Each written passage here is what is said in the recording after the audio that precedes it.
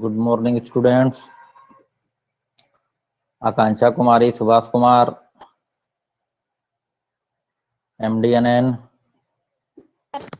ये लोग जुड़ चुके हैं। बहुत बहुत मोस्ट वेलकम आप लोगों का जुड़ने के लिए।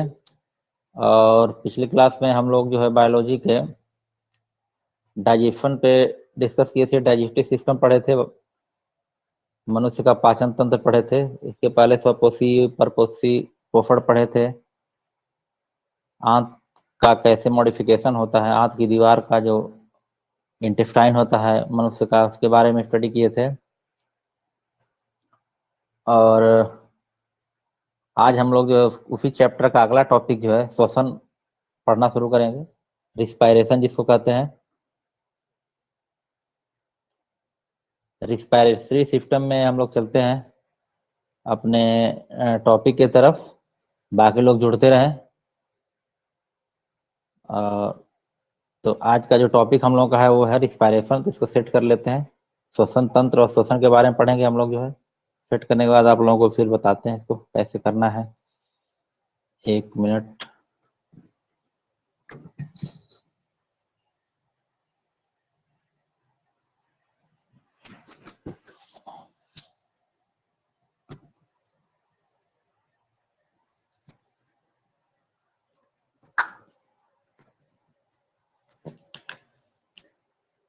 तो बच्चों आज जो है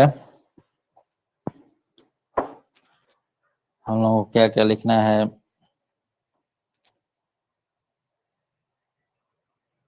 डेट क्या है, इसके बाद टाइम क्या है,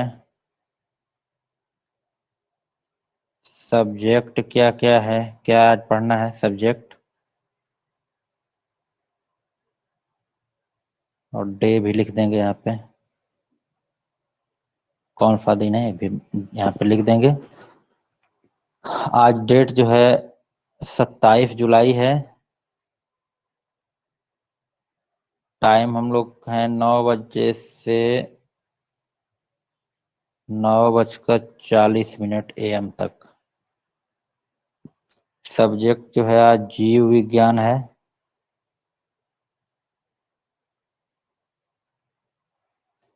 कक्षा भी यहाँ लिखना है, क्लास लिखे हैं अभी।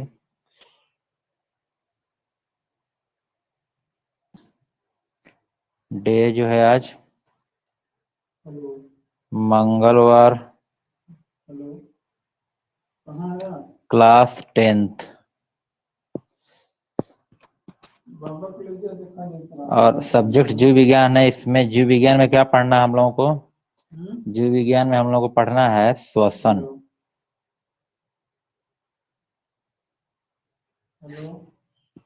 जीव विज्ञान में पढ़ना हम लोगों को श्वसन। एक बहुत इंपॉर्टेंट टॉपिक है जो सजीवों के मुख्य लक्षण में आते हैं, श्वसन। जो सजीव, आप लोग कोई भी अगर पूछा जाता है कि सजीव किसे कहते हैं, तो आप लोग पहला आंसर यही देते हैं कि जो श्वसन करता है वो सजीव कहलाता है। तो श्वसन आखिर में होता क्या है, कितने प्रकार के श्वसन होते हैं, इसके बारे में हम लोग चर्चा करते हैं। तो सबसे पहले देखिए, श्वसन को 2 भागों में विभाजित कर दिया गया है। जो श्वसन की क्रिया है, श्वसन की क्रिया को 2 भागों में विभाजित कर सकते हैं। एक में कहेंगे विनिमय,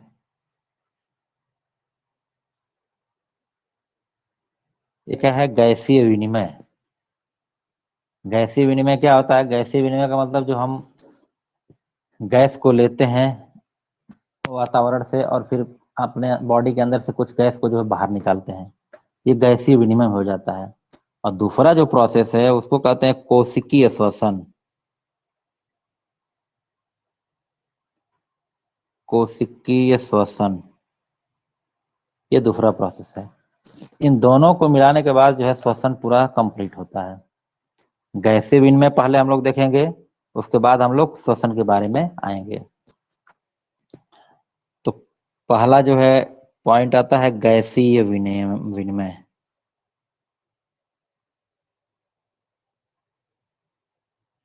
विनिमय का मतलब होता है आदान प्रदान। इसको ब्रैकेट में लिख सकते हैं गैसों का आदान प्रदान, गैसों का आदान प्रदान जो होगा उसी को गैसीय विनिमय कहते हैं। अब गैसों का आदान प्रदान देखिए कैसे होता है। श्वसन तंत्र के बारे में हम लोग स्टडी करेंगे। आज बहुत गर्मी है और बारिश का मौसम, अंधेरा भी थोड़ा है, फिर भी पूरा कोशिश कर रहे हैं आप लोगों को साफ दिखे। गैसीय विनिमय में हम लोगों को जो मुख्य अंग है, जो गैसीय एक्सचेंज के लिए, जो आदान प्रदान के लिए जो कार्य करता है, वो मुख्य है फेफड़ा, जिसको लंग्स कहते हैं।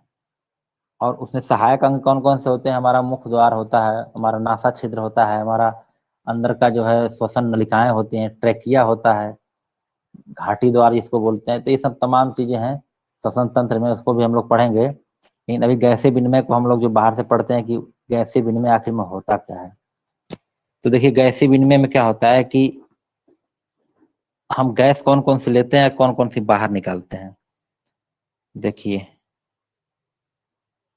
अंदर ली जाने वाली गैस, और इधर लिख लेंगे बाहर निकाले जाने वाली गैस। तो देखिए और मात्रा भी इसका वहां पे जानेंगे। गैस हम लोग कौन कौन सा लेते हैं अंदर? पहला क्या हो गया कि हम लोग नाइट्रोजन लेते हैं, N2 गैस। N2 को क्या कहते हैं? नाइट्रोजन गैस कहते हैं। ये हम लोग जो है श्वसन के दौरान अपने नाक के द्वारा, नासा छिद्र के द्वारा हम जो है अपने फेफड़े में ले जाते हैं इस गैस को। क्योंकि नाइट्रोजन क्यों ले जाते हैं? क्योंकि वातावरण में, एटमॉस्फेयर में जो वायुमंडल है उसमें नाइट्रोजन की मात्रा सबसे अधिक होती है। कितनी होती है? इसको देख लीजिए, लगभग 78% होती है। यहाँ फिर लिख दे रहे हैं अबाउट 78%। ये टोटल नाइट्रोजन हम लोग ले लेते हैं, 78% नाइट्रोजन ले लेते हैं। दूसरे नंबर पर क्या होता है? O2 gas, oxygen.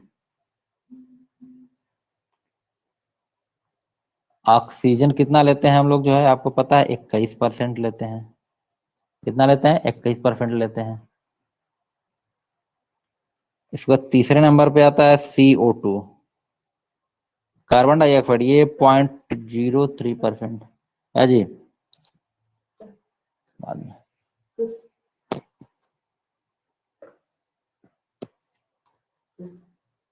एक मिनट बच्चों, रुक जाओ थोड़ा सा जो है।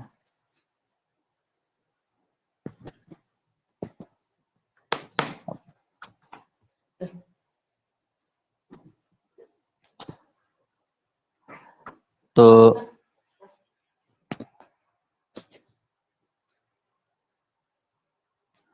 एक मिनट, हाँ, कार्बन डाइऑक्साइड गैस जो है 0.03% होती है। देखिए इसकी मात्रा को आप लोग ध्यान दीजिएगा। अभी हम जो बाहर निकलने वाली गैस है उसको बताएंगे, तब आपको कंफर्म होगा कि क्या चीज है।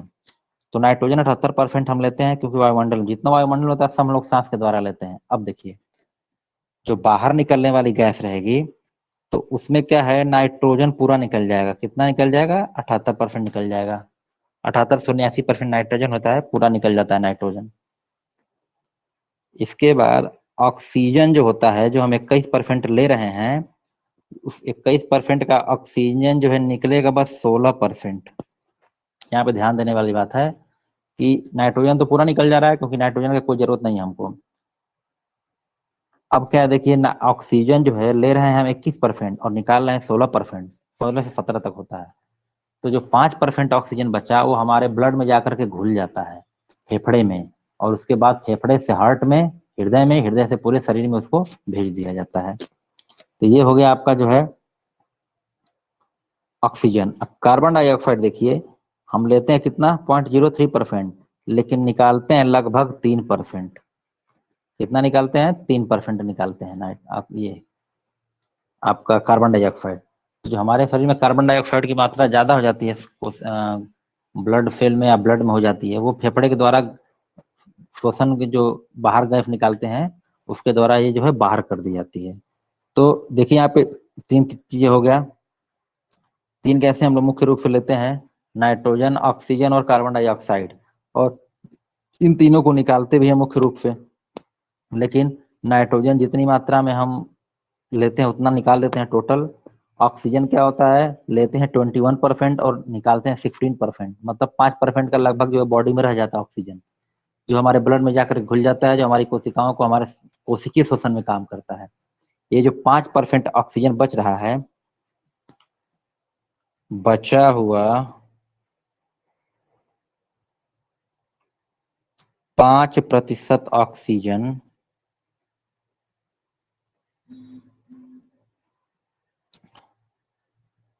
कोशिकीय श्वसन में प्रयुक्त होता है, कोशिकीय श्वसन में प्रयुक्त होता है, और कार्बन डाइऑक्साइड जो ज्यादा हो जाती है वो बाहर निकल जाती है। तो ये तो हो गया गैस, कौन कौन से गैस हम लोग लेते हैं, कौन कौन से गैस निकालते हैं, कितनी मात्रा में निकालते हैं, ये चीजें हो गया। इसके बाद अब देखिए गैसीय विनिमय होता कैसे है, उसके प्रोसेस क्या क्या है, गैसीय विनिमय होने के प्रोसेस क्या क्या है। तो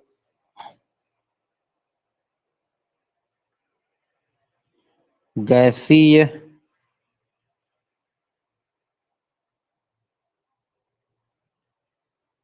विनिमय को एक और नाम से जानते हैं,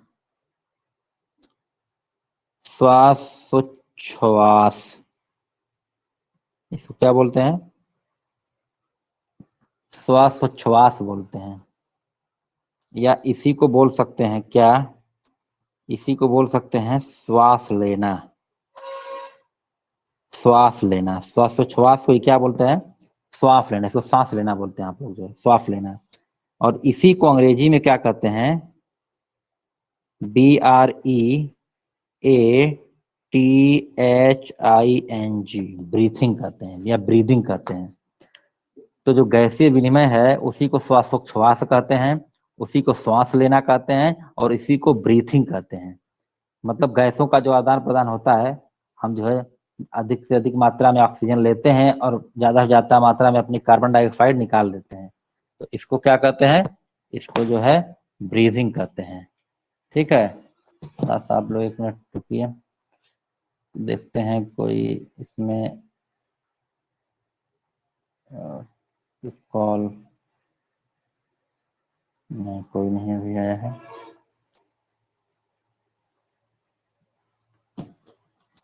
तो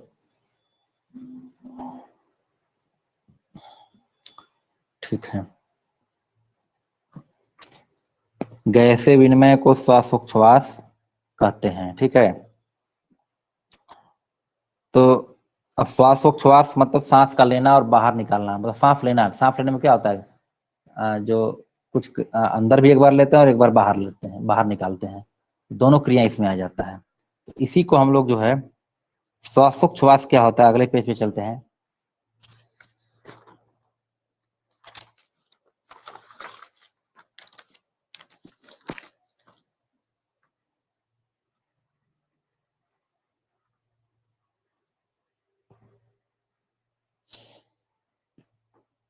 देखिए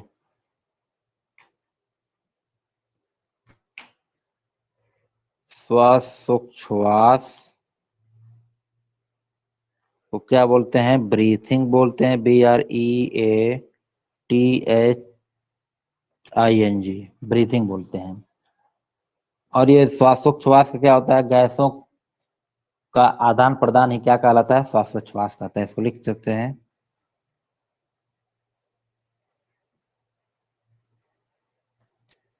गैसीय विनिमय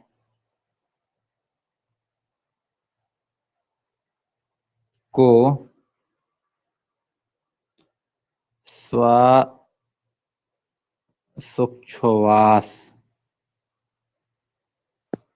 कहते हैं।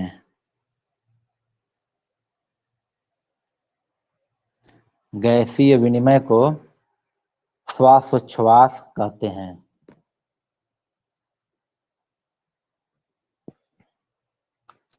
गैसीय विनिमय को श्वासोच्छ्वास कहते हैं।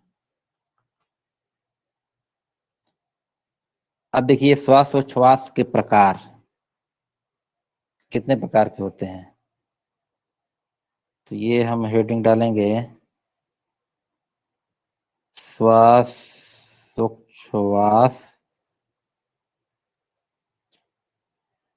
के प्रकार। तो कितने प्रकार के होते हैं, दो प्रकार के, दो प्रकार। श्वासोच्छ्वास दो प्रकार से होता है। कौन कौन होता है, पहला होता है अंतः श्वसन,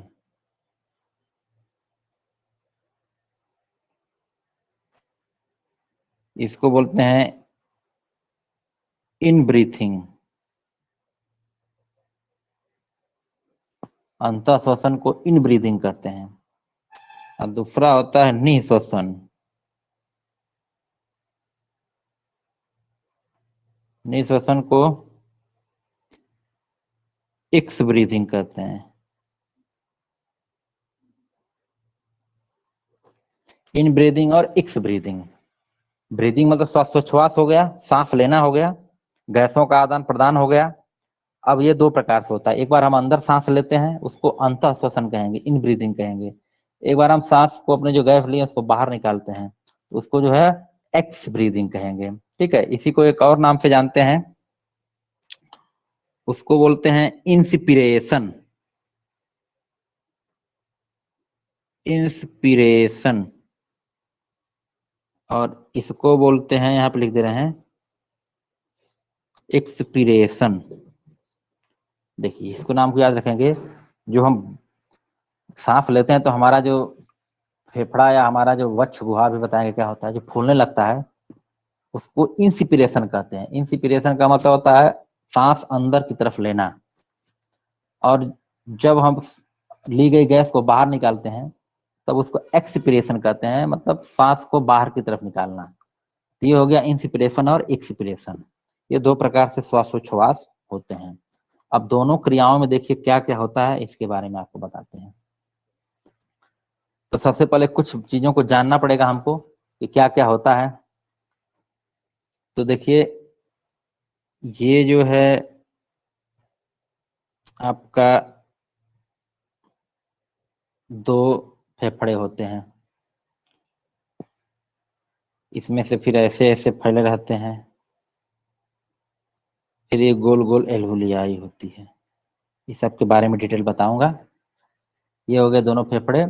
ये वाला थोड़ा छोटा होता है, जो लेफ्ट साइड वाला होता है थोड़ा सा दबा होता है ऐसे। क्यों दबा होता है, क्योंकि यहाँ पे हार्ट होता है, यहाँ पे क्या होता है, हार्ट होता है। तो हार्ट होने की वजह से थोड़ा दबा होता है यहाँ पे। तो ये फेफड़े जो होते हैं, देखिए अब ये इतना पार्ट जो हो गया पूरे शरीर का जो है, ये पूरे शरीर में ये ऊपर वाला भाग जो होता है इसको बोलते हैं वक्ष गुहा। वक्ष गुहा में क्या होता है, फेफड़ा होता है और हमारा हार्ट होता है, और इसके ऊपर से क्या लगी रहती हैं, पसलियां लगी होती हैं, ऐसे ऐसे रिब्स लगी होती हैं। ठीक है, ये उसी में बंद रहता है फेफड़ा। तो ये ऊपर वाला क्या हो गया, वक्ष गुहा हो गया। और नीचे वाला जो भाग होता है, ये नीचे का जो भाग होता है इतना, इसको बोलते हैं उदर गुहा।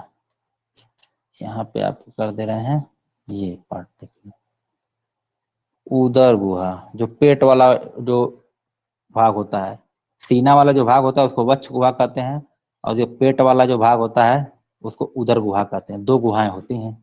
ठीक है, तो वक्ष गुहा और उदर गुहा को जो अलग करने वाला एक काल्पनिक, एक मस्कुलर जो है, एक मस्कुलर या मांसल जो है, एक लाइन बना होता है, एक मांसल यहाँ पे लगा होता है स्ट्रक्चर, उसको कहते हैं डायफ्राम। उसको क्या कहते हैं, डायफ्राम कहते हैं। तो अगर आपसे प्रश्न पूछा जाएगा कि वक्ष गुहा और उदर गुहा को अलग करने वाले इस संरचना को क्या कहते हैं, तो उसका नाम रहेगा डायफ्राम।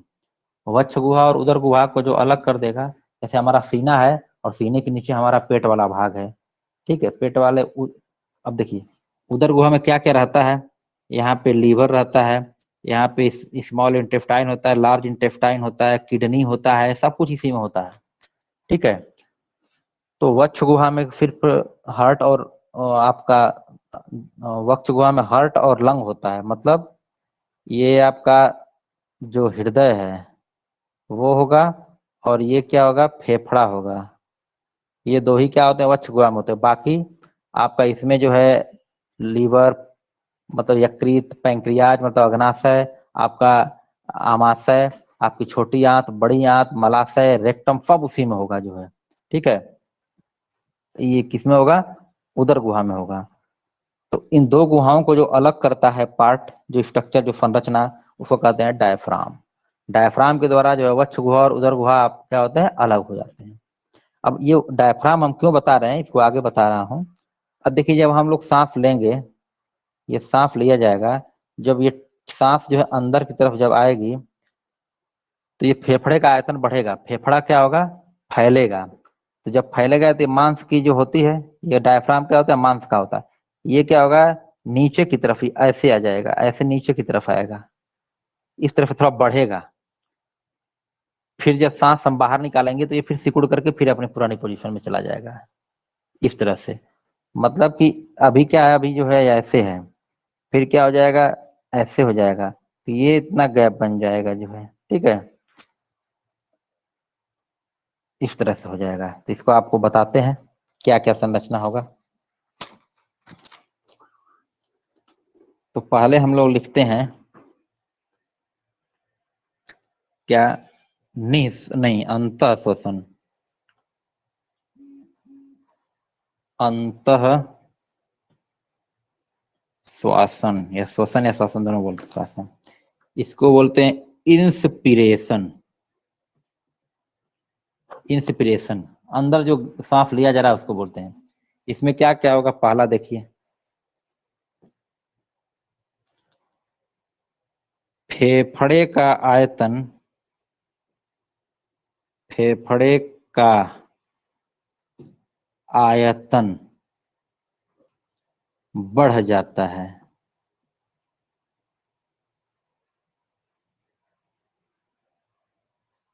फेफड़े का आयतन क्या होता है, बढ़ जाता है। मतलब फेफड़ा में जब गैस जाएगा, भरेगा, तो गुब्बारा जैसा फूलने लगेगा। दूसरी घटना क्या होती है, वक्ष गुहा का आयतन बढ़ जाता है। वक्ष गुहा का आयतन जो है बढ़ जाता है। वक्ष गुहा जो होगा ऊपर वाला, वो थोड़ा और बड़ा हो जाएगा। सांस लेते देखते हैं सीना हमारा ऊपर की तरफ आ जाता है, फिर जब सांस बाहर करते हैं तो अंदर आ जाता है, वही चीज बताया गया है। और तीसरा जो कंडीशन होगा, डायाफ्राम, डायाफ्राम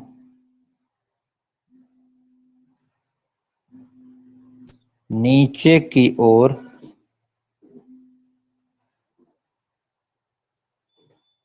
खिसक जाएगा। नीचे की ओर खिसकेगा नहीं, मतलब क्या बोलते हैं, रबड़ जैसा होता है वो, तो वो फैल जाता है नीचे की ओर, फैल कर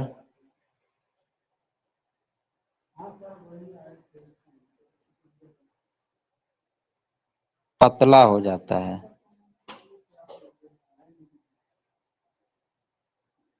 देखिए इसको बताते हैं कैसे होता है।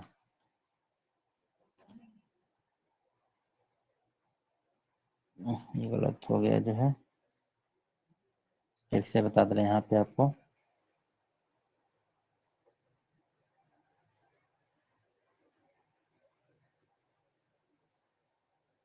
ऐसे देखो, मान लो ये हमारा एक तरफ का फेफड़ा, या ये वक्ष गुहा है।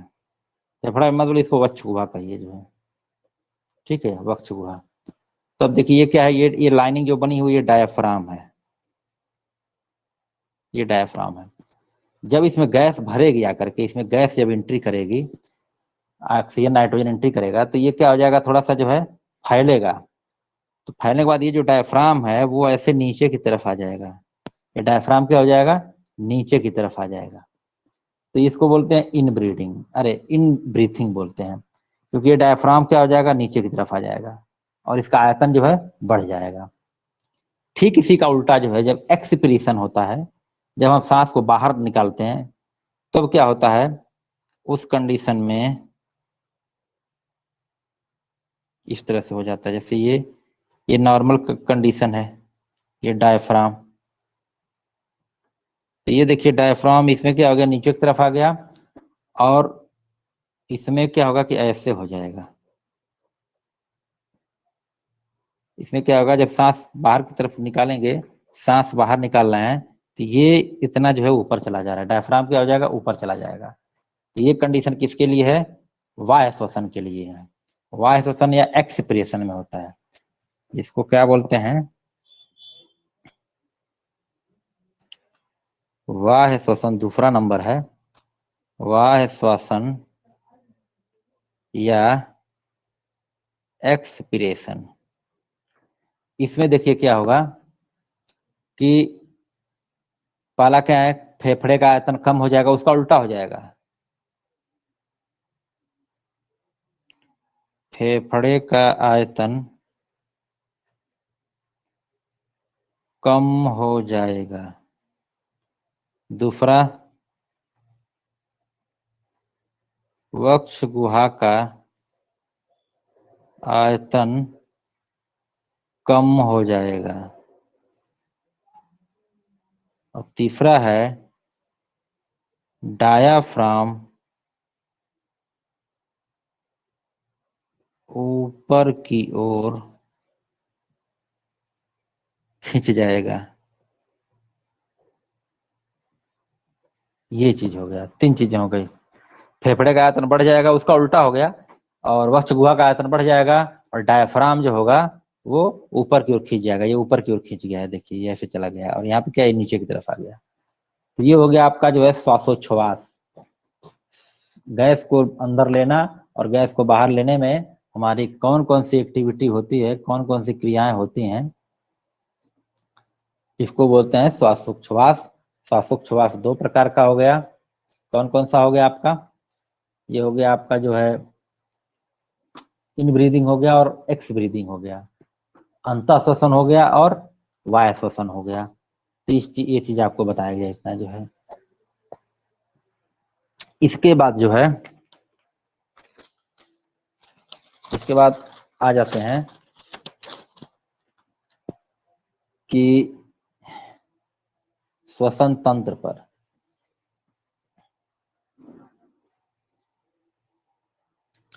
इसके बाद आ जाते हैं श्वसन तंत्र, रिस्पायरेटरी सिस्टम। रिस्पायरेटरी सिस्टम इसको बोलते हैं। तो ऐसे तंत्र जो श्वसन में सहायक होते हैं, श्वसन में भाग लेते हैं, वो रिस्पायरेटरी सिस्टम या श्वसन तंत्र बुलाते हैं। और ये इसमें क्या क्या मुख्य अंग होता है, कौन सहायक अंग होता है, इसको देखिए। तो इसको देख लीजिए।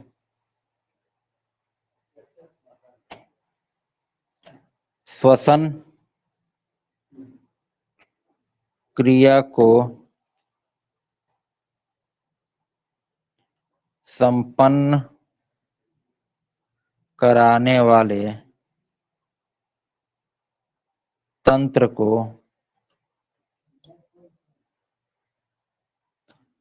श्वसन तंत्र कहते हैं।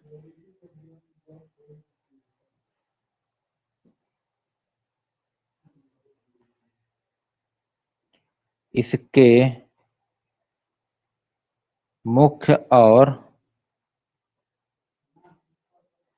सहायक, इसके मुख्य और सहायक अंग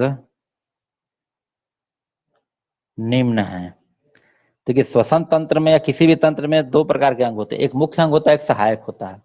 तो यहाँ मुख्य अंग में हो जाएगा फेफड़ा। जैसे आपको अगर बोला जाएगा कि आपका पाचन तंत्र क्या है, तो पाचन तंत्र में मुख्य क्या हो गया, मुख्य उसमें पूरा एलिमेंट्री कैनाल ही हो गया एक तरफ से। पाचन तंत्र में स्टमक को ही मान सकते हैं, लेकिन बाकी सब इंपॉर्टेंट है। यहाँ पे मुख्य है फेफड़ा। अगर हम उत्सर्जन तंत्र की बात करेंगे तो मुख्य रहेगा किडनी, बाकी सब सहायक। तो मुख्य अंग कौन कौन सा उसको देखिए कौन है, मुख्य तो एक ही रहेगा। मुख्य अंग है यहाँ पे फेफड़ा। फेफड़े को बोलते हैं लंग्स, लंग्स बोलते हैं। इसी को एक और नाम से जानते हैं, फुफ्फुस। इसी को बोलते हैं फुफ्फुस। और फुफ्फुस का इंग्लिश होता है पल्मोनरी। तो फेफड़ा या फुफ्फुस एक ही होता है, लंग्स या पल्मोनरी जो है एक ही होता है। तो ये मुख्य अंग हो गया। और सहायक अंग कौन कौन से हो गए,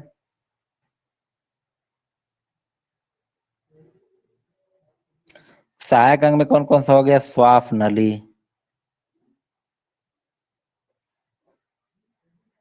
उसमें आ जाता है ट्रेकिया, ठीक है, और भी बहुत सारे हैं, श्वसनिकाएं, तो ये सब उसके अंदर ही आ जाएगा। तो श्वास नली, ट्रेकिया, ब्रोंक्यूल्स, ब्रोंकाई जो भी होते हैं इसके अंदर जो है सब आते हैं। जो मतलब मुख्य हो गया फेफड़ा, और जो अब बाकी जो चीजें वो उसके क्या हो गए, सहायक हो गए। तो ये श्वसन तंत्र की बात हो गई। जैसे देखिए यहाँ पे आपका जो एक नली ऐसे आ रही है, तो इस तरह से जो है ये होता है। यहाँ पे क्या होता है, हार्ट स्थित होता है, यहाँ पे हार्ट होता है। ये दो फेफड़े हो गए, ठीक है। तो इसमें अब देखिएगा इस तरह से निकला रहता है, फिर ये और आगे बढ़ता है जाकर के, और लास्ट में गोल गोल संरचनाएं इसमें जो है बन जाती हैं। इसी तरह ये भी है, लास्ट में गोल गोल संरचनाएं बन जाती हैं इस तरह से जो है। तो ये हमारा हो गया फेफड़ा। गोल संरचनाओं को जो है एल्वियोली कहते हैं, या इसको जो है अब ये इसका पूरा डिटेल स्ट्रक्चर हम जो है नेक्स्ट क्लास में पढ़ेंगे। श्वसन तंत्र में क्या क्या होता है, कैसे होता है, फेफड़े का कैसे कार्य होता है। तो इस तरह से आज हम जो है इतना टॉपिक पढ़े। श्वसन तंत्र के बारे में थोड़ा सा इंट्रोडक्शन हुआ हम लोगों का। मुख्य अंग उसमें फेफड़ा होता है। सांस लेना कैसे होता है, श्वासोच्छ्वास कहते हैं उसको जो है। श्वासोच्छ्वास में कौन कौन सा होता है, इन ब्रीदिंग, आउट ब्रीदिंग होती है, एक्स ब्रीदिंग होता है। मुख्य अंग हमारा फेफड़ा होता है उसके लिए। फिर जो है उसमें कैसे अंतः श्वसन और निःश्वसन में अंतर क्या होता है, दोनों में अंतर बता दिया गया। फिर कैसे कैसे स्ट्रक्चर बना के बता दिया गया आपको। इसके बाद जो है आपका जो गैसें लेते हैं हम, उसमें कितना कार्बन डाइऑक्साइड लेते हैं, कितना ऑक्सीजन लेते हैं, कितना नाइट्रोजन लेते हैं, और कितना नाइट्रोजन, कार्बन डाइऑक्साइड और ये ऑक्सीजन निकालते हैं, इन सब की मात्रा भी बता दिया गया। तो इस तरह से आज का टॉपिक हम लोग का यहीं तक रहेगा। अगले टर्म में क्या होगा कि श्वसन तंत्र के बारे में डिटेल पढ़ेंगे, उसके बाद कोशिकीय श्वसन पे आएंगे। तो अभी जुड़ने के लिए आप लोगों को बहुत बहुत धन्यवाद। और नेक्स्ट क्लास अब मंडे को आप लोगों का होगा केमिस्ट्री और फिजिक्स के लिए। तो बहुत बहुत धन्यवाद आप लोगों को जुड़ने के लिए। Thank you.